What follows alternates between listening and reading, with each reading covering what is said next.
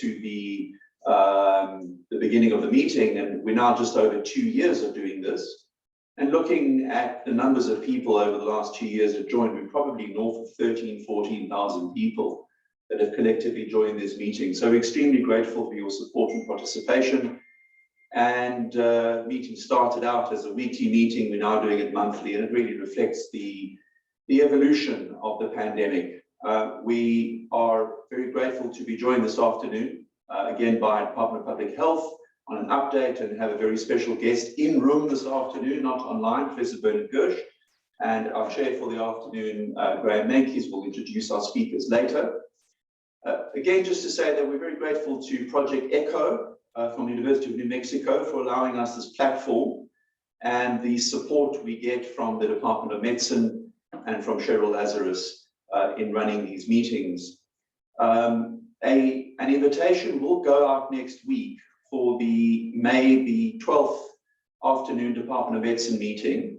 This is not a Project ECHO meeting, but I raise it because, in fact, we'll have a special guest speaking at that meeting, and that is really, I guess, the father of Project ECHO, and that's Sanjeev Arora, who will be visiting the country and the department that week, and will be speaking at our Department of Medicine meeting. And if you're really interested to learn more about Project ECHO, this is the talk to attend from the very foundational father of Project ECHO, and what Project ECHO has achieved within the US and globally.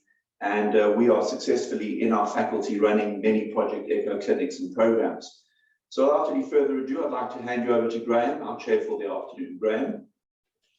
Thanks very much, Mark. So we have a very exciting program this afternoon. I'd like to welcome you all to this COVID-19 ECHO webinar.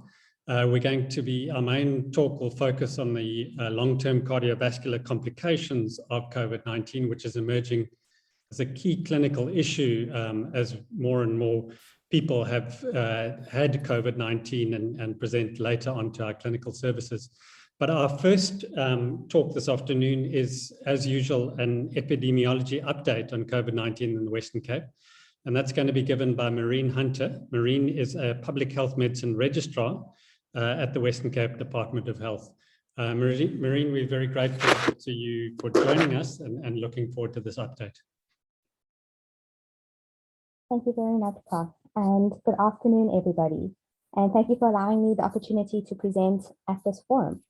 So the presentation today will focus on the recent spike in cases and resurgence indicators, but we will also spend some time unpacking the trends seen nationally and provincially, and think a little bit about the context surrounding the emerging patterns. So in terms of our national trends, there's an increase in the 7-day moving average in cases. The increases are most notable in Gauteng and KwaZulu-Natal, as evidenced on this graph, but we can see an increase in the Western Cape as well if we focus on the orange line at the bottom. Can you go to the next slide, please?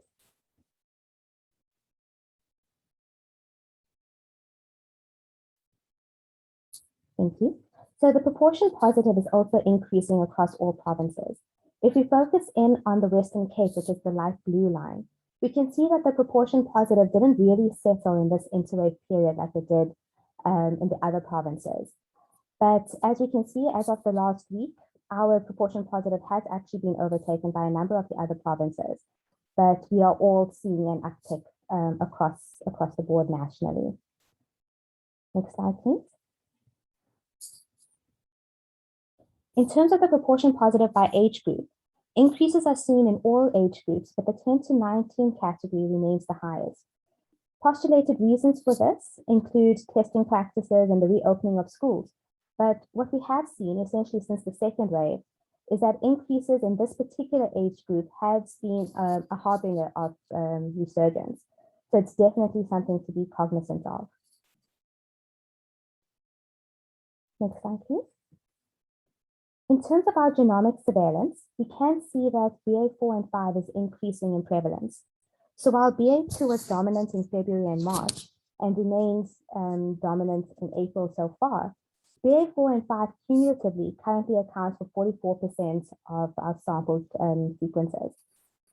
These two Omicron subvariants appear to have a growth advantage over BA2, but this is likely due to immune evasion rather than an intrinsic increased transmissibility. But work is currently being done to gain a more detailed understanding of this immune escape and the disease severity. We will report on the current trends at the moment, as well as what the data is demonstrating at this point in time. Additionally, of note is that there is still a low frequency of previous variants being detected, and the sequencing data is being monitored for any recombinants. Next slide, please. This slide illustrates the heterogeneous distribution of BA4 and 5 across provinces. So as we can see here, if you look at the top right, BA4 is most dominant in Gauteng, whereas BA5 is most dominant in KwaZulu-Natal. We can see small mixes of these two subvariants in the other 5 provinces, with Western Cape having more BA4 than 5, but both are very obviously present in the Western Cape. It is unclear if there's any major significance to these variances and these differences in provincially. Next slide, please. Thank you. This graph just reiterates what we've discussed previously. It highlights how Omicron dominated the 4th wave of BA1, which was then prolonged by BA2. And now we can see some of BA4 and 5 coming up. Waning of immunity is likely to be an important contributor to the risk of resurgence. But it's important to remember that the waning of immunity against infection does not necessarily translate into a waning of immunity against severe disease. Next slide, please.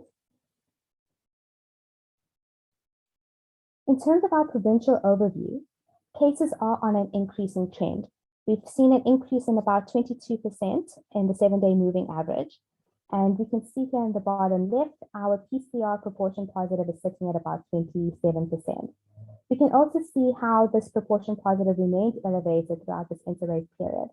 We are only focusing on the PCR proportion positive due to a lack of completeness of antigen test data and a lack of antigen test data reporting.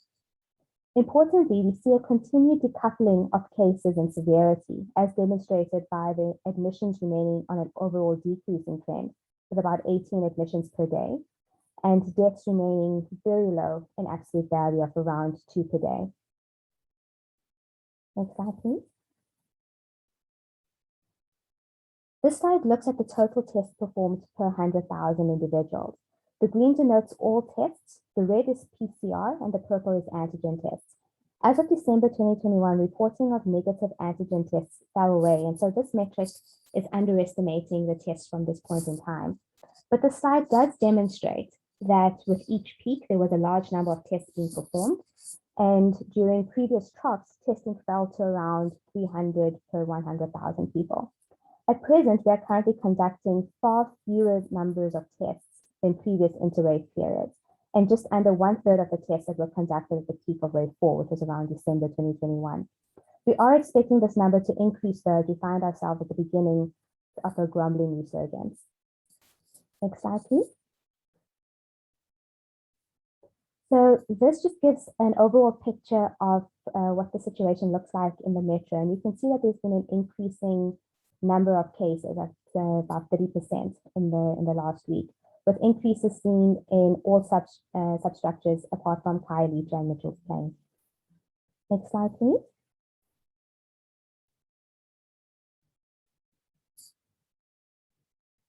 Similarly, in the rural arena, we can see that there's been an increasing number of cases in the realm of about 32%, with increases seen in basically all of the sub-districts. Next slide, please. So this slide is just included for a bird's eye view of the situation.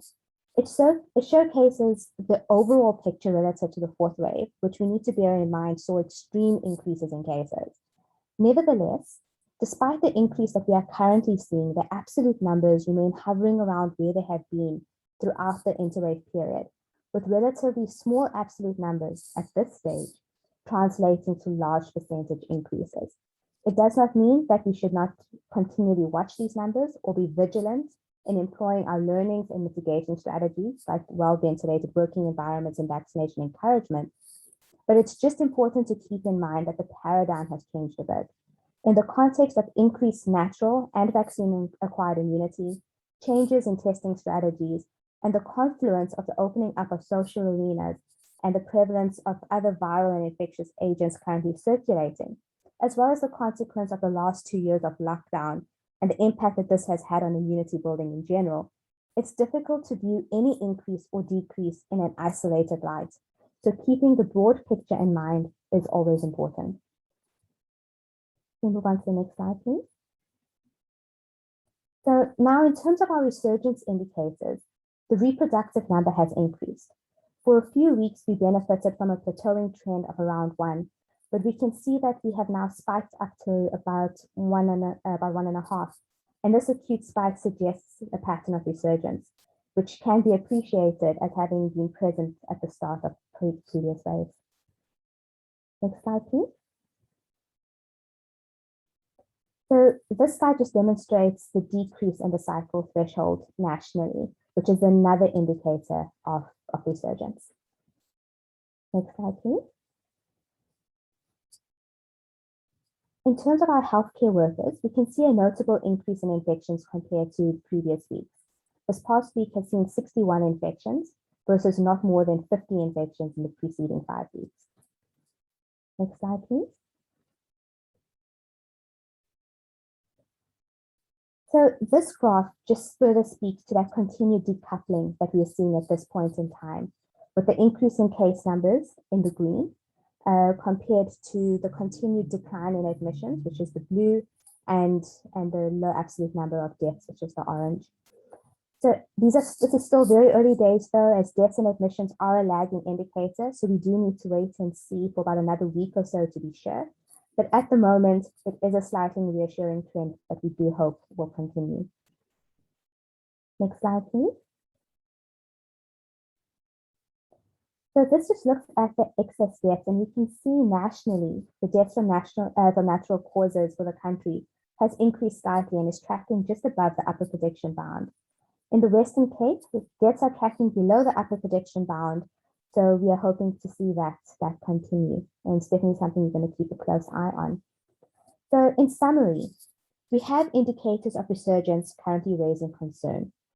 Cases and the proportion positive are increasing, but we are still observing a decoupling in terms of severity, as evidenced by the continued decline in admissions and low absolute numbers of deaths. This is a trend we hope will continue, but only time will really tell. There are heterogeneous patterns of variant distributions between provinces, with BA4 and 5 increasing in prevalence. Waning immunity is likely to be an important contributor to the risk of resurgence, but waning immunity against infection does not necessarily mean a waning immunity against severe disease. The past few weeks has seen an overlap of Easter, Ramadan, and Passover, which is an uncommon occurrence. And it may be that the uptick in cases is due to the increased gatherings with limited social containment. However, the presence of some of the resurgence indicators suggests that it might be the beginnings of a 5th wave.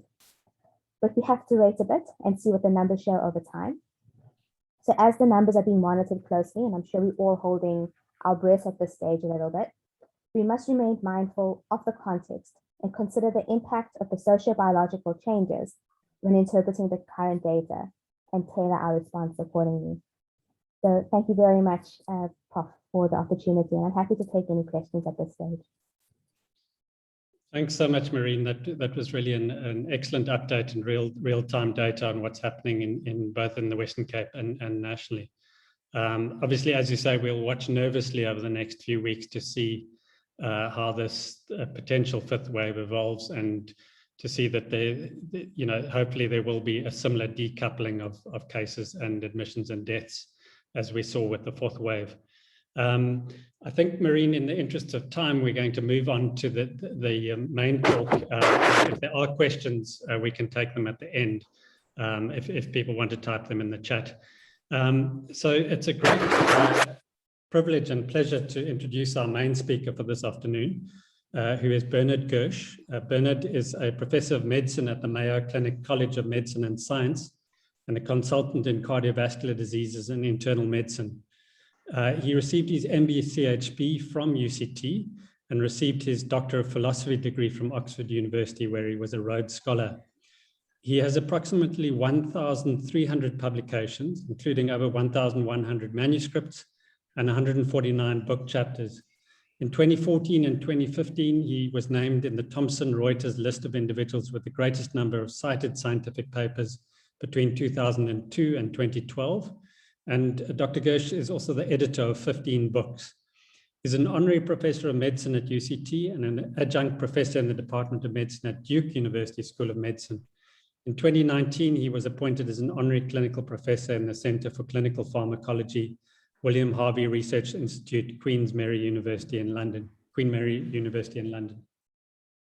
Dr. Gersh's CV contains an illustrious list of awards, and I just want to mention two. In 2013, he was designated Master of the American College of Cardiology, and at the European Society of Cardiology in 2013, he was designated as one of the 4 legends in modern cardiology.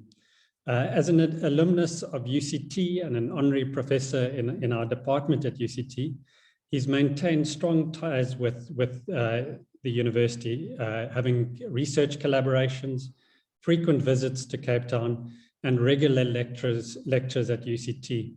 We're very honored and very excited to host Dr. Gersh at this ECHO webinar today, and he will be presenting on the topic cardiovascular consequences of COVID-19, seeing the forest for the trees. So thanks very much, Bernard, and we're looking forward to your talk. Thank you very much, Graham, for inviting me, and it's great to be part of this terrific effort. I'm going to just emphasize one aspect, and that is I'm not an infectious disease physician. I'm not a virologist. And what I'm going to talk about is from the perspective of a clinical cardiologist with an interest in epidemiology, and really discuss what we know and what we don't know about the long-term cardiovascular sequelae of COVID-19. Oh, yeah, thank you. My favorite source of quotes is Mark Twain, and he makes this wonderful quote: "What gets us into trouble is not what we don't know, but what we know for sure that just ain't so." And that really applies to very much of what I'm going to say right now in the next 30 minutes, and that is there's a huge amount that we really don't know and understand. Now, this is a complex slide. I'm going to spend some time on it, on the pathophysiology and the manifestations of cardiac injury in COVID-19. And I'll explain why I call it a bidirectional interaction. Cardiac injury, the pathophysiology is complex and multifactorial.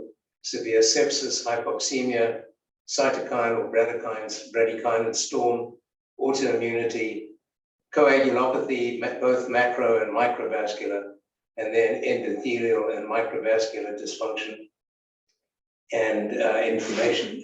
I think the last two are probably the major pathophysiological mechanisms. But the syndromes that result are, again, multiple. Type 1 myocardial infarction, and the reason for that is in part increased sympathetic nervous system activity and inflammation and plaque rupture causing type 1 myocardial infarction. Type 2 myocardial infarction, again, very common as a result of hypoxemia and increased myocardial oxygen demands, leading to type 2 myocardial infarction.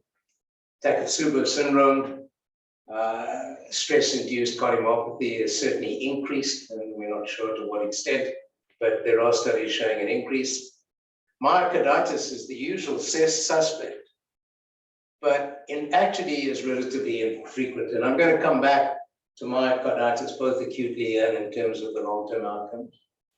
Thrombosis, both arterial and venous, a very important mechanism and pathophysiological entity. And what is interesting about thrombosis in this condition is it may be more platelet dependent. It could be viral mediated platelet inflammation that leads to hypercoagulability and thrombosis. And hypercoagulability may also be related to increased concentrations of tissue factor, which is highly prothrombotic. The clinical outcomes, increased troponins as a manifestation of cardiac injury, chest pain, myocardial infarction, heart failure, shock, right ventricular dysfunction possibly, in response to the increased right ventricular afterload and the pulmonary pathology, arrhythmias, pulmonary emboli, stroke, microvascular dysfunction, and pericardial involvement. Why I say bidirectional is there are modifying factors, or what I call collateral damage, and that is that the pandemic was associated with delayed presentations to the emergency department, delayed diagnoses in the emergency department, the role of pre-existing comorbidities, and then fever and drugs, particularly some of the antiviral drugs that may actually affect the QT interval and cause arrhythmias, electrolyte abnormalities, and logistical constraints that have varied to right around the world, but basically have been almost universal. Now, when I talk about collateral damage, I refer to this in several different aspects. The first is in patients with acute coronary syndromes on the left, and the delays in reperfusion therapy. And I will show you in a subsequent slide what the impact of that could be. The other are the logistical issues. In the United States, we certainly saw a very large reduction in elective cardiovascular procedures, such as bypass surgery, percutaneous coronary intervention, and non-emergent coronary angiography. And that has had an effect from a cardiovascular standpoint, but it goes way beyond that, and that includes screening for other diseases, cancers, hypertension, and so on. And then the effects of social isolation, which I will come back to. Direct effects, depression, sedentary lifestyle, and its effect on weight gain, diabetes, hypertension, smoking and alcohol abuse, all well described, and the detrimental effect of social isolation on health screening. Now, this illustrates the impact of COVID-19 on acute coronary syndrome patients undergoing an invasive strategy. And as an example of collateral damage, it's a prospective registry, 55 centers in mainly UK and Europe, but I think also in South Africa, one or two, 265 patients who either had COVID-19 confirmed or a high index of clinical suspicion. And the comparison was made with two large UK databases that analyzed the data for acute coronary syndromes in the United Kingdom the year before this registry was set up. Now, there's a sad and intensely personal note to this. The registry was driven by Dr. Tony Gersh, a longtime friend of cardiology in South Africa and Africa in general, from the University of Leicester. Tony set this up and died of COVID. Previously, very healthy 69-year-old, died of COVID, I think, in the ICU that he set up 20 years before. A great loss to everyone in UM and to cardiology in general. One of the last conversations we had, in fact, I think it was the last conversation, was on the revision of this paper summarizing our results, which were really quite dramatic. So shown here in orange is the results in the COVID pandemic, and this is the registry pre-COVID. And if you look at the symptom to admission time for patients with ST elevation myocardial infarction, it went from 330 to 179 pre-COVID minutes to 339. That is a huge delay.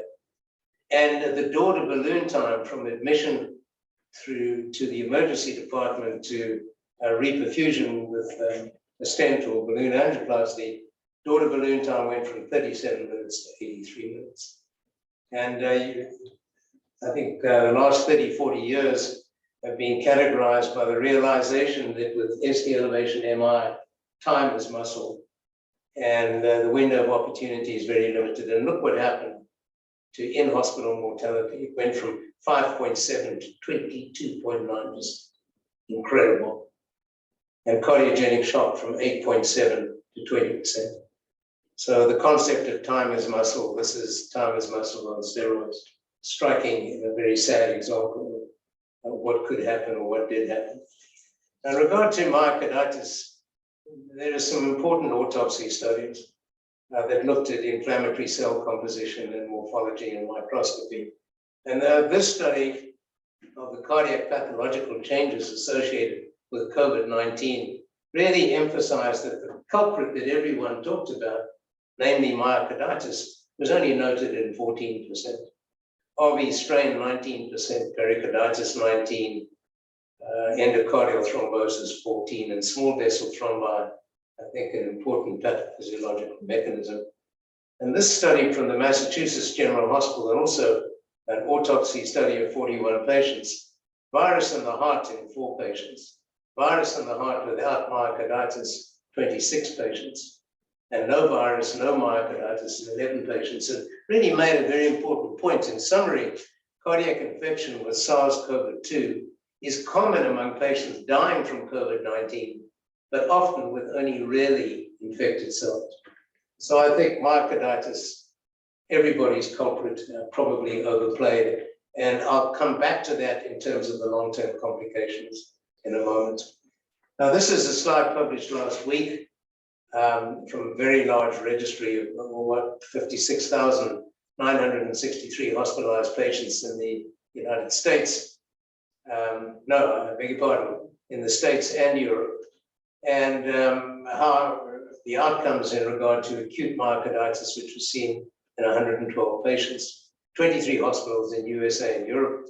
Prevalence 2.4 per 1,000 with definite or probable myocarditis, 4.1 per 1,000 in those with definite, probable, and possible acute myocarditis, which is what AM stands for. In-hospital mortality in those with myocarditis or temporary mechanical circulatory support, 20.4%. But this is what's important. At 120 days, the mortality was 15% in those who had myocarditis with associated pneumonia and probably systemic sepsis, versus 0% in those who had myocarditis without an associated pneumonia. And I think really some of the strongest evidence that I've seen that myocarditis may be part of an acute syndrome and certainly responsible for acute injury, but probably does not play much of a role in terms of the potential for long-term complications. And this is also interesting. In 47 patients, the ejection fraction improved from 40% in admission up to 55%. So myocarditis, I think, is an acute phenomenon, part of diffuse sepsis and perhaps the cytokine response and so on, but probably not playing a major long-term role in terms of late cardiovascular sequelae. So as we look at the spectrum of late cardiovascular sequelae, we need to really approach it from 2 directions. The first is the patient who is mild or asymptomatic and maybe an outpatient. And to what extent do they get resolution? Do they get long COVID with or without cardiovascular symptoms? And do they get structural damage? And these patients with apparent myocardial injury to begin with. And then there's the patient with severe COVID, hospitalized. Evidence of cardiac injury is shown in my second slide, may just be elevated troponins, could be abnormal LV function on an echo. But these patients, what proportion of them will resolve completely? What proportion will develop long COVID or long haul COVID?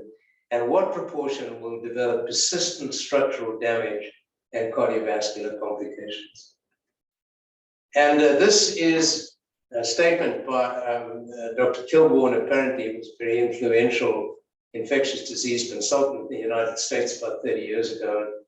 In this article on the pandemic of influenza, he said, if influenza is a riddle wrapped in mystery, inside an enigma, then the viral genes of the riddle, the variable surface antigens for which they code, are the mystery, and the course and cause of epidemics, the ultimate enigma. Now, interestingly, this is a quotation I first saw attributed to Sir Winston Churchill, who was asked about his opinion of the Soviet Union in the late 1930s, and he said, it's a riddle wrapped in a mystery inside an enigma. Maybe that continues, hasn't changed, Mark. Be that as it may, isn't that an apt description, really, of the clinical characteristics, the multifactorial pathophysiology, and the etiology of long COVID? And let's move on to that. So, clinical picture of post-acute COVID, defined as the persistence of symptoms 3 months post-infection of duration greater than 2 months. Now, of the manifestations, what is interesting is many of these are consistent with cardiovascular disease: fatigue, chest pain, dyspnea, tachycardia, palpitations. But I'll put a big question mark here. There may be cardiovascular symptoms, but they're also non-specific. And by and large, I think the bulk of the data that we've seen is that people with long-haul COVID and cardiovascular symptoms, we see them in consultation, but we don't find much. We really don't find much. And then, of course, every other system in the body is involved, including the emotional health and well-being of long haulers. And I don't have to tell you what a negative, detrimental impact it has on their lifestyle. What is the natural history? I don't think we really know. What are the etiological mechanisms? And why does it affect people with minimal versus or severe disease? It's a very strange phenomenon. And I don't think we have explanations really for that, although a great deal of work is ongoing. This is what I call the electrophysiologist. A lot of my clinical interests are in electrophysiology, and I think POTS, postural orthostatic tachycardia syndrome, is also called the electrophysiologist's nightmare. There's not much we can do. We get patients referred to us for this, but in fact, there's a lot of overlap between postural orthostatic tachycardia syndrome, chronic fatigue syndrome, and COVID long hauls. There's a tremendous amount of overlap.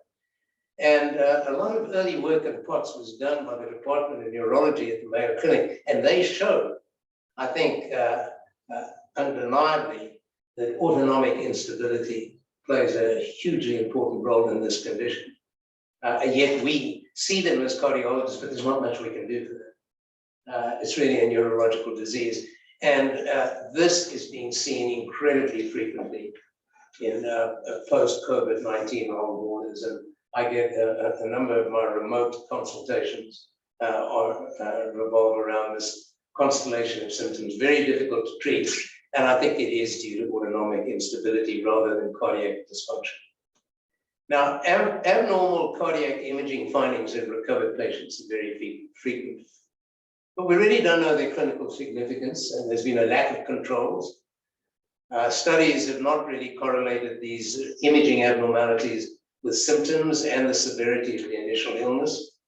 The natural history, whether they resolve, persist, late heart. Do they cause late heart failure, arrhythmias? What about return to full activity with athletes? Many questions. And as I said right at the beginning of this presentation, I think we have more questions than answers. Now, this study received a huge amount of attention from Frankfurt in Germany, from Puntman in Dr. Andreas Zayer's group in Frankfurt. 100 patients, 33% of whom were hospitalized. Mild symptoms in 49%, no symptoms in 18%. Mean age, they were young, 49.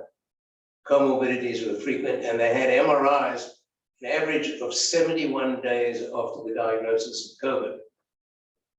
During the illness, elevated troponins were present actually in 76%, and this is high sensitivity troponin, highly sensitive test. 5 patients actually had a significant elevation, 13.9, greater than 13.9 ng per ml. And the abnormal findings in CMR were found in 78 of the 100 patients. Native T1 mapping is a marker of fibrosis in 73 patients. Increased native T2 mapping is a marker of myocardial edema or myocarditis in 60 patients, and scar tissue late gadolinium enhancement in 32. And this led to an incredible response by the media, and both medical and lay media. Cardiovascular magnetic resonance findings in competitive athletes recovering from COVID-19.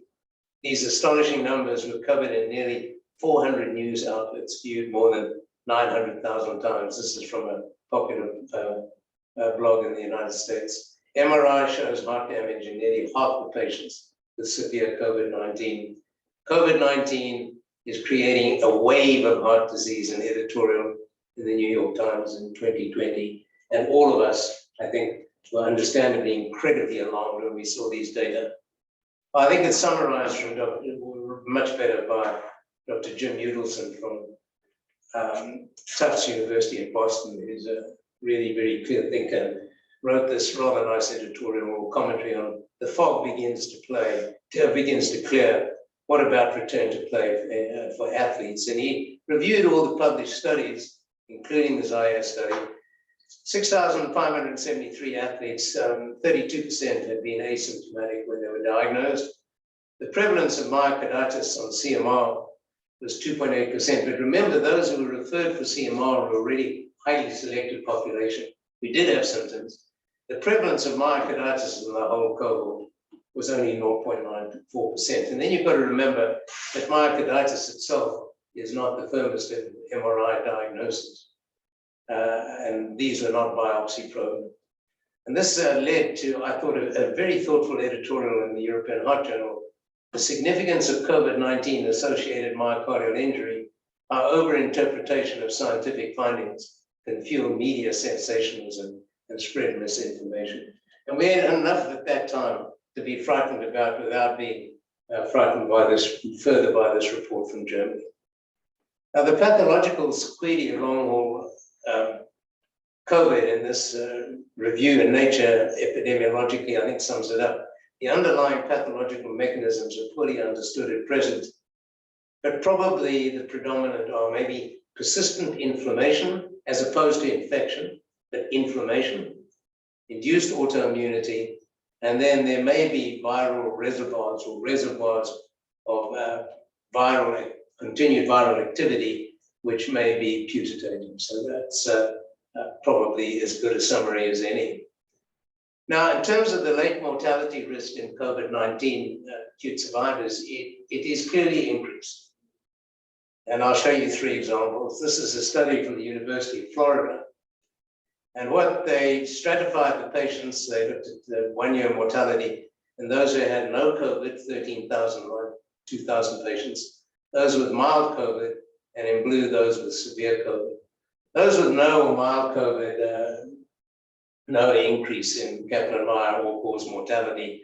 Those with severe COVID are really almost a 50% reduction in mortality and a 50% reduction in survival at 1 year. But 80% of the deaths were due to causes other than CV or respiratory complications. And this probably really reflects to some extent the importance of the comorbidities in determining who gets severe versus milder COVID. And when they looked at the adjusted hazard ratios, if you compared those with mild to moderate versus no COVID, no significant difference in 1-year mortality. Severe COVID versus mild COVID, a marked increase in mortality, 2.5-fold higher, and severe versus no COVID hazard ratio of 3.3. That's a tripling of mortality. And these are all patients who were hospitalized for less than 30 days. So these are not patients who've been on a ventilator for 3 months. So interesting data, disturbing data, but interesting because, again, the mortality here, the bulk of it anyway, is not cardiovascular. Now, this is a different study with very different implications. This from the National Center of Health Care Statistics, a huge study. This is the National Center for Healthcare Statistics for the United States for a period in 2020. And what you see are the pandemic first diagnosed on the dotted line. And you see this marked peak in 2020 compared to 2019 in ischemic heart disease and hypertensive heart disease. Heart failure, surprisingly, no difference. Cerebrovascular disease, no difference. And other circulatory disease, no difference. And one wonders whether some of this is related to what I showed you earlier, and that is the delays in presentation in people with ischemic heart disease, because one of the cardiovascular complications we will see is in the survivors of that Gersh study. Those people who survive myocardial infarctions are surviving large infarcts. And I would expect that we will see an increase in late complications from those patients. And maybe this relates to some of the effects of social isolation, effects of weight gain and the lack of blood pressure control. and remains to be seen. So the conclusions are, this is multifactorial, including avoidance of hospitals, delays in seeking, deferral of outpatient and procedural care, plus the cardiovascular sequelae of undiagnosed COVID-19. And this is from a commentary I wrote with one of our fellows, Ehad Oren. Understanding social isolation and its public health consequences is a key to minimizing the late cardiometabolic burden of COVID-19. But I think this is important, but it's also fundamental to optimizing cardiovascular health outside the context of COVID-19 going into the future. And much of our elderly population in many of our large cities and less so in the rural areas are victims of social isolation. And this has major long-term impact on many disease entities, including cardiovascular health. This is a disturbing paper from the VA health system. First of all, it's a huge study, 153,000 patients. And then they looked at 5.5 million concurrent controls and 6 million historical controls from the year or two before. And you know, one of the advantages of the VA system is an incredible database. 86% of the patients with COVID-19 were not hospitalized. 11% were, only 3% were in ICU. And this is the hazard ratio for 1-year mortality in 30-day survivors. If you look at MI, stroke, and all-cause mortality, it's actually doubled. And then if you look at hazard ratio for late myocarditis, 5%, pulmonary embolism, cardiac arrest, cardiogenic shock, and DVT. I'm not quite sure of how all of these entities were diagnosed when we entered into the database, but this is enough to be of great concern, because it does suggest that late cardiovascular mortality is real. The risks were independent, and this is interesting too. Race, age, sex, and other cardiovascular risk factors. Furthermore, they were present in non-hospitalized patients, but increased in a graded fashion with increased severity of the initial illness. So initial illness was mild, still a 39% increase in major events. And if the initial illness was severe, 68% increase. And then this paper from about 2-3 weeks ago from the same database, this time 181,280 participants, and again, a huge control population, 4 million this time, contemporary controls, 4 million historical controls, and a median follow-up of 352 days. And I'm not sure if you've seen this data. I think it's just been published in Lancet, but it's a worry.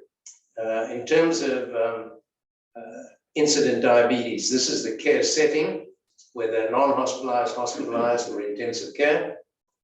These are the hazard ratios. This is the excess burden per 1,000 people at 12 months. And this is for the clinical diagnosis of diabetes. And the hazard ratio is about 3-fold greater, particularly in people who are in intensive care, but also it's still present. There's an increase in those who are not hospitalized and those who are hospitalized, but without the severity requiring an ICU care. This is the same data, not for proven diabetes, but for anti-hyperglycemic use in the VA database. And you see the same trend. And then one looks at composite outcomes of both diabetes and antihypertensive glycemic use, and a significant increase. Why? The discussion is interesting. I don't think it's really understood. They say, obviously, you could have viral infection of pancreatic cells. It could be autoimmunity. And I also wonder whether some of this may be, again, the weight gain and the lack of exercise and the impact of social isolation. But the last thing we need at the moment is another cause for the epidemic of diabetes that we're all seeing around the world. So to really summarize in the last few slides, late sequelae of COVID-19 in the heart. What do we know? Cardiac injury during the acute phase is common, and it certainly is a marker of an adverse prognosis. The etiology is multifactorial. In COVID survivors, cardiac abnormalities on imaging like MRI and echo, CT scans are very frequent, irrespective of the severity of the acute illness.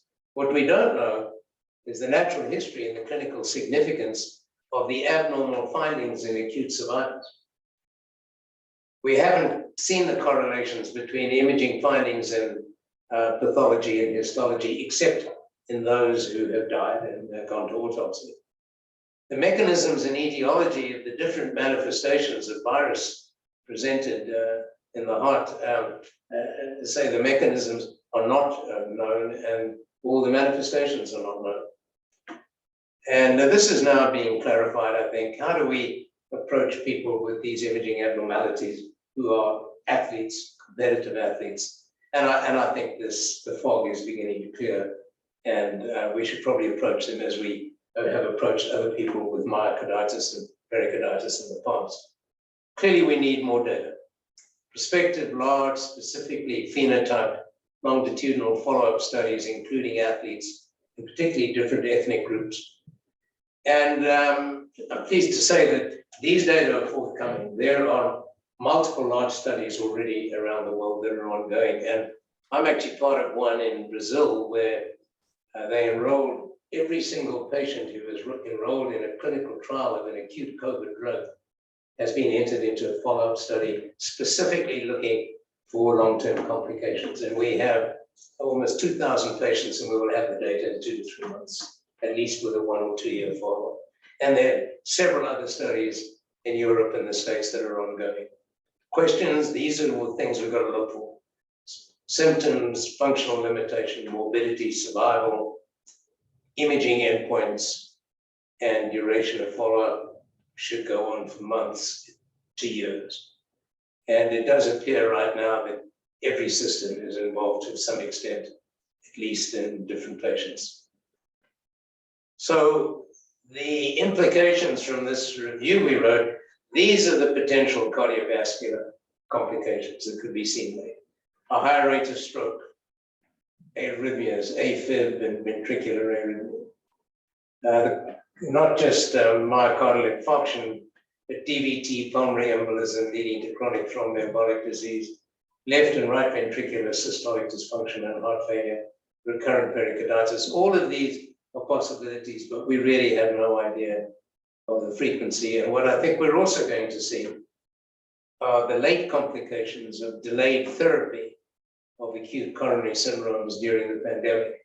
And we will probably see hopefully in this relatively small population of patients, because it was a short period of time, but I suspect we will see late arrhythmias and heart failure, which we don't normally see in the current era of the management of STEMI in many parts of the world.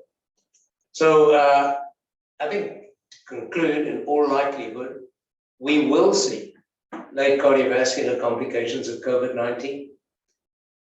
What we don't know is, will they be frequent, uncommon, or rare? One hopes rare. And what clinical syndromes will we be dealing with? And I've shown you all the potential clinical syndromes on the previous slide. And I'm now on my second last slide going to show you the case report. A 37-year-old female physician that I was consulted about from New York, previously in excellent health, active runner.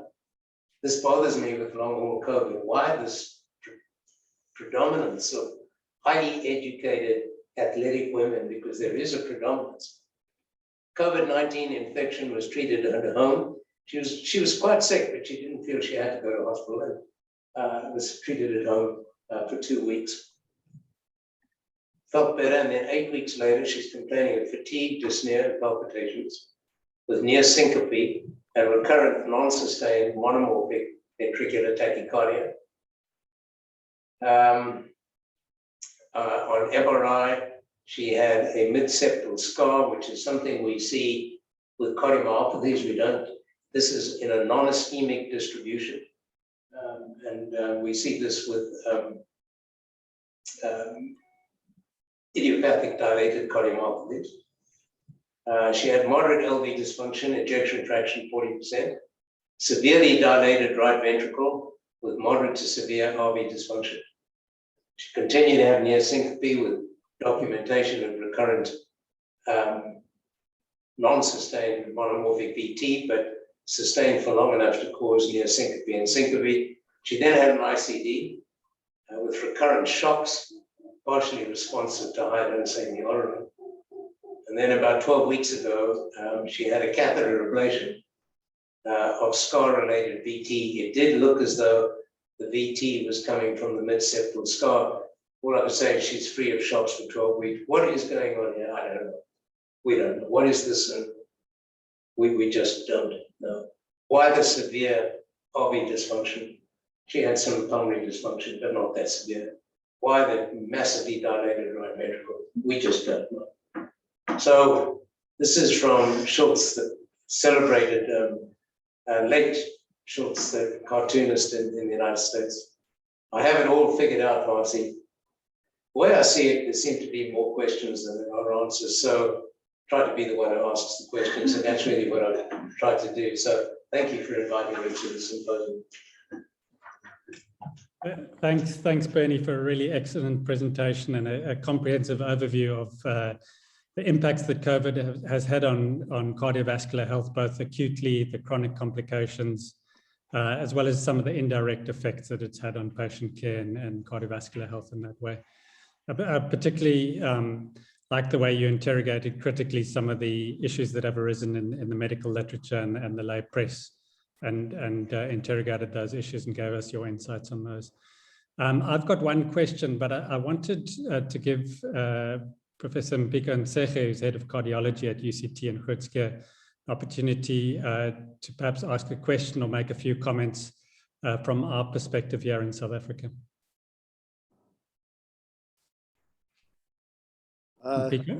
Thanks, Yeah. Graham. Thanks for inviting me to comment. And thanks, Bernie, for, as usual, a wonderfully informative and insightful talk.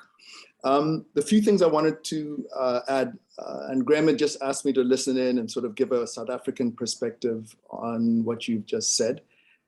First, I don't know that we have the type of comprehensive data to obviously make additional insightful comments over and above what you said, but I will say two things. One, the issue of collateral damage was huge for us.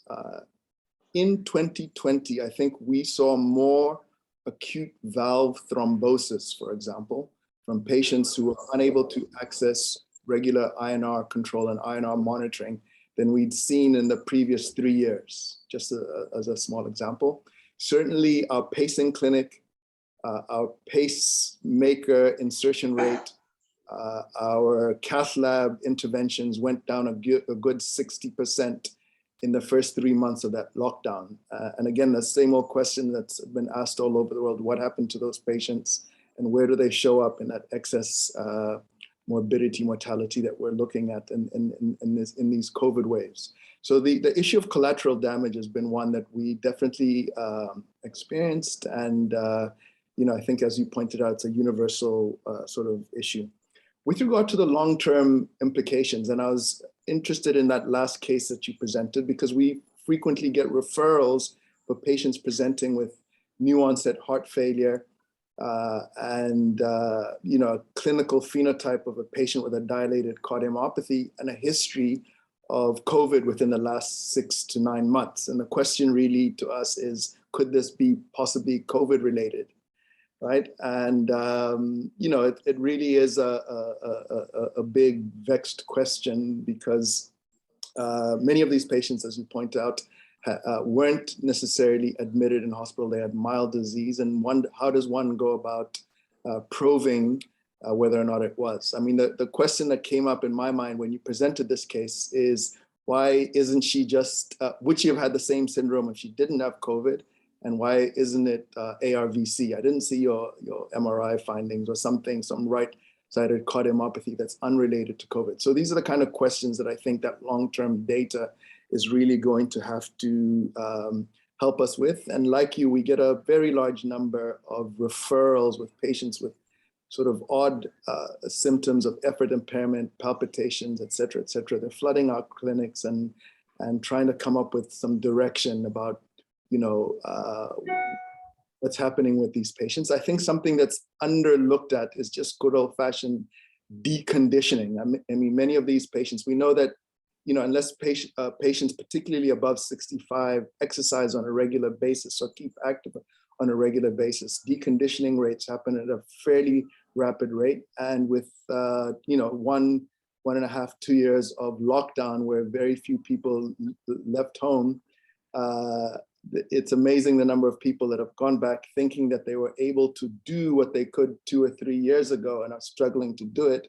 And the first thought is, oh, something might be wrong with my heart. So, these are all interesting sort of vexed problems that we're having to deal with. And hopefully that data that you say is imminent will help us navigate this area. Graham? Oh yeah, the last thing I wanted, I don't know if Bernie would want to talk about is the impact of the multiple variants, right? I mean, one of the problems with all the work is that is in a sense, we're doing a cross section in time and following a cohort that had, one of alpha, beta, delta, and these are the results we're seeing. But what does it mean now to have the Omicron and its various variants, and how do we understand that? These are, again, additional questions that I don't know what the simple answers are going to be. Yeah, those are the few words I have. Graham? Great, thanks, Mpika, for those comments. Bernie, did you want to respond? Or so just in regard to the patient and physician, I made the slide at the last minute, and I should have pointed out that she did have a CT scan that did not look like arrhythmogenic right ventricular dysplasia. And she also had more LV involvement than I would have expected. The difficulty with these sort of patients is the time course. All of this started 8 weeks. She was a fit, active, practicing physician who ran half marathons prior to getting COVID. And all of this happened 8 weeks later. So we have to attribute it to COVID, but what the process is, I don't know. She did not have an endomyocardial biopsy, but at least her MRI didn't show what it was not consistent with myocarditis. In terms of the variants, I haven't seen our data from Brazil, and I'm not sure how many variants are in that database, because I know that many of the acute trials in Brazil were right in the beginning when we were dealing with the initial parts of the pandemic. Because they have a president who really, like our president, really enjoyed, liked hydroxychloroquine. So they did these trials of hydroxychloroquine. So that was really early on. So I don't know about any of the data with variants. I presume it will come out in some of the other databases, but I don't know. Thanks, Bernie. Professor Ntobeko Mtuzi has his hand up. Ntobeko, did you want to make a comment or ask a question? Indeed, I'd like to ask a question to Benny. An excellent lecture, Benny, which I very much enjoyed. And it's wonderful to see you this side of the shores. I recently was invited to give a lecture at the University of Glasgow on exactly the same topic a few weeks ago. And to my great surprise, almost the entire discussion was dominated with questions around therapies for long-term sequelae of COVID-19 in patients with cardiovascular disease.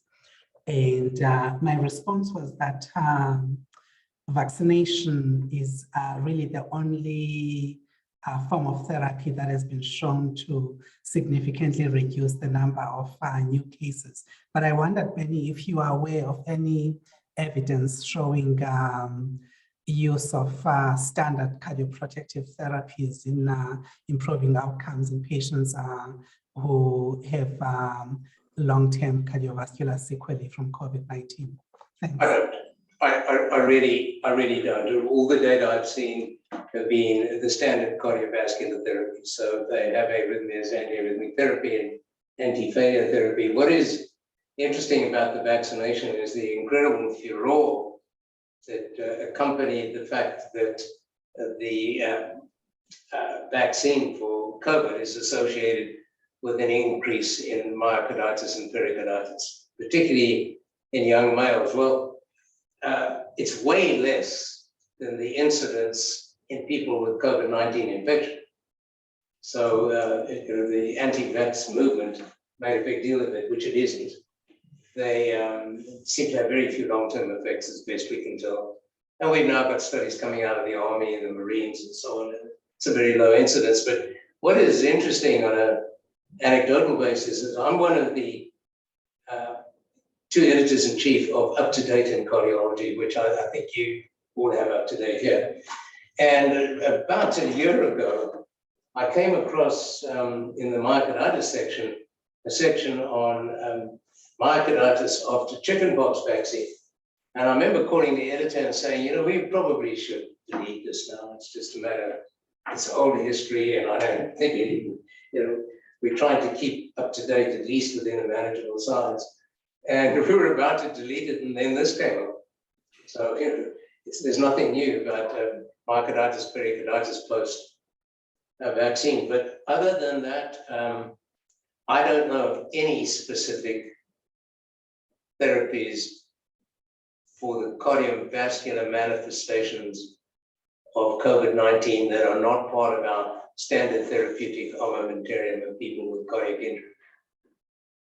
I don't know what the role will be in tobacco of anticoagulants. I think that's still got to be sorted out. What sort of anticoagulation for how long?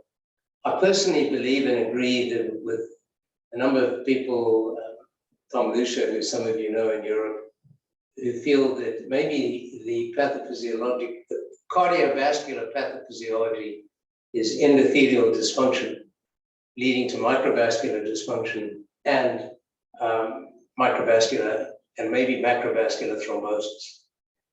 And I think there really is a lot of truth in that, and maybe that will lead to a different therapeutic approach as we try and develop therapies, which we are trying to do right now, for people with microvascular dysfunction unrelated to COVID. So whether there will be a different therapeutic approach in some of those people, I don't know. I mean, we need to get pathophysiological correlations.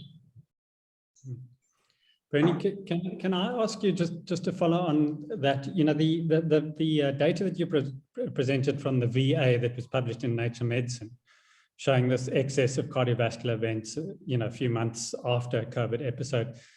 To speculate as to what you think might be the mechanism for that, is that a persistent endothelial dysfunction, or what do you think could be underlying that those events occurring later on?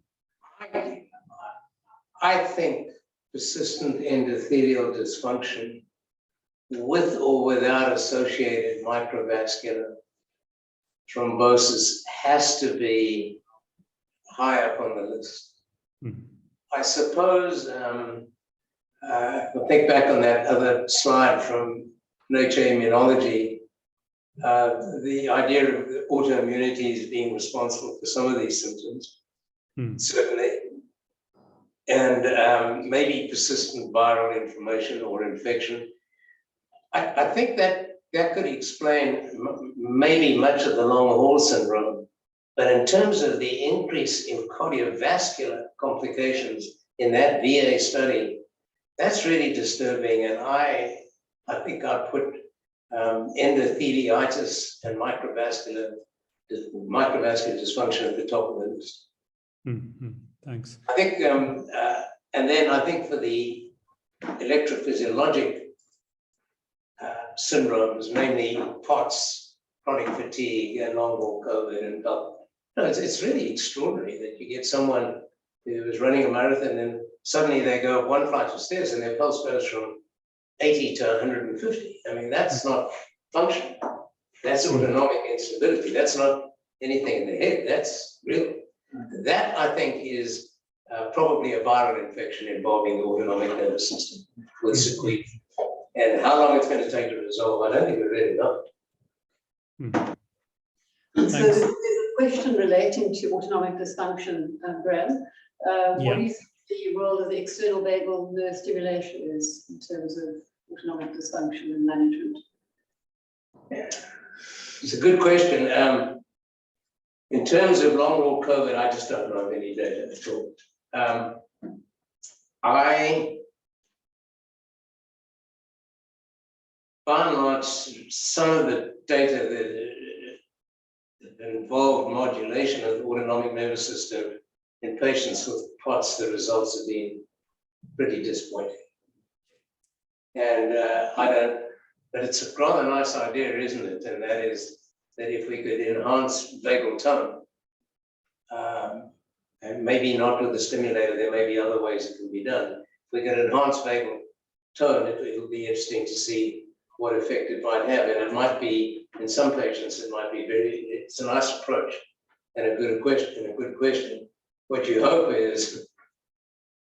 hope not to see is that we go and swing the other way. So now we're dealing not with pulses of 140, but with the pulses 30. I don't think it'll happen, but I don't know of any work in that area. It's another good question. Wendy, other questions from the chat? Nothing else. I think that was the only question. Okay. So we are past the hour, and just remains then to say a big thank you to Maureen for the update on the epidemiology in the Western Cape. And then once again, Bernie, really thank you for an excellent overview and a comprehensive, very thought-provoking talk, and really great to have you back in Cape Town and have you presenting on this platform. So thanks very much. My pleasure. My pleasure. So thanks everyone for joining us again. It's been an excellent afternoon, and we really hope to see you in 2 weeks' time, really looking at how we can expand the role of Project ECHO in all of our programs to improve delivery of care. And that's really going to be shared with Professor Lowe's again to give you his approach to actually teaching and writing papers. And so I think it's going to be a really excellent afternoon in 2 weeks' time. So we hope to see all of you there. Thanks very much. Thank you, everyone. See you then. Thanks, Graham. Thanks, Thank you, bye. Professor Gersh.